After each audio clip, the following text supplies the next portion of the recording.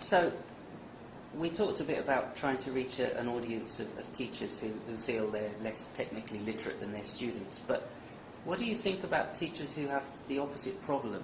Because this is a complaint that I hear from some teachers in Japan who want to use more technology but find their students are, I won't say they're not as technically literate, but they're technically literate in very different ways, perhaps.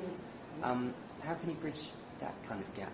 Yeah, that's an interesting question, actually. And this is my first visit to Japan at the moment, and talking to teachers, seeing that this is a little bit of the context, that in fact students use mobile devices here a lot, but teachers are saying, actually, they don't use computers that much. Yeah.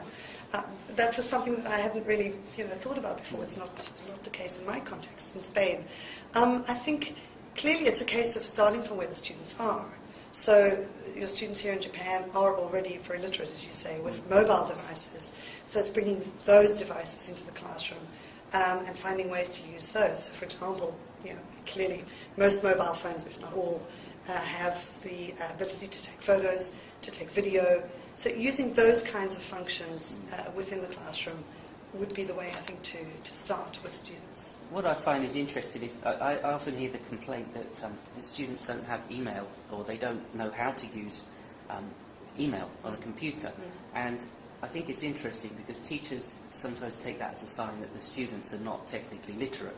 But actually what it means is they're past email, because email is kind of old hat for them.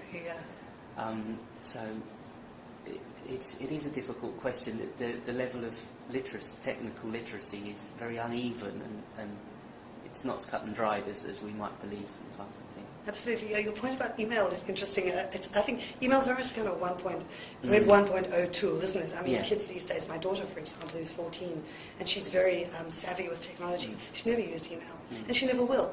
As she says, she has of course, in her professional life later on, things change, but email seems to be more suited to that kind of environment, to the kind of younger, collaborative social networking type space that we're in at the moment. Facebook does the job as well, and it's all there, so why bother with email? Well, I did all the contact I had with you before this interview through Facebook and Twitter. Absolutely. And I emailed some of the other people I spoke to, but it's very easily done. Okay, well, my next question was also about dealing with the kind of gaps, and the gaps between large institutions and individual teachers. The individual teachers are looking for sort of flexibility and freedom to do things, but larger institutions, probably specifically universities or maybe any sort of state education or large group, they're looking for kind of a rigidity, a uniformity. They care about security. It's quite difficult to integrate Web 2.0 sometimes into these contexts. What's your advice?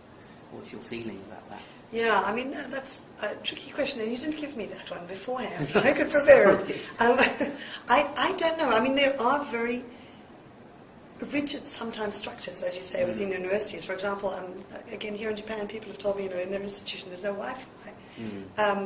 And I kind of assumed that if the whole country would be Wi-Fi and I'd be walking around, able to connect everywhere. Not the case. You may have a computer room, you may not. Universities may be very locked down in that sense. I think that's difficult for teachers. I think we're still in the phase where many teachers are using technology as early adopters. So they're bringing in Web 2.0 tools as they can in this kind of guerrilla warfare way, if you like, without institutional support. I think that's hard. I assume that institutions are going to have to change longer term. I mean, it seems insane to me that large institutions are not aware of the massive advantages of using, making your entire campus Wi-Fi. But for institutions to move in that direction is going to take time. I mean, meanwhile, I think teachers need to try and integrate what they can, and that may mean preparing stuff offline use in class, or getting students to use technology outside the classroom. Again, in Japan, I think bringing mobile phones in is a possibility.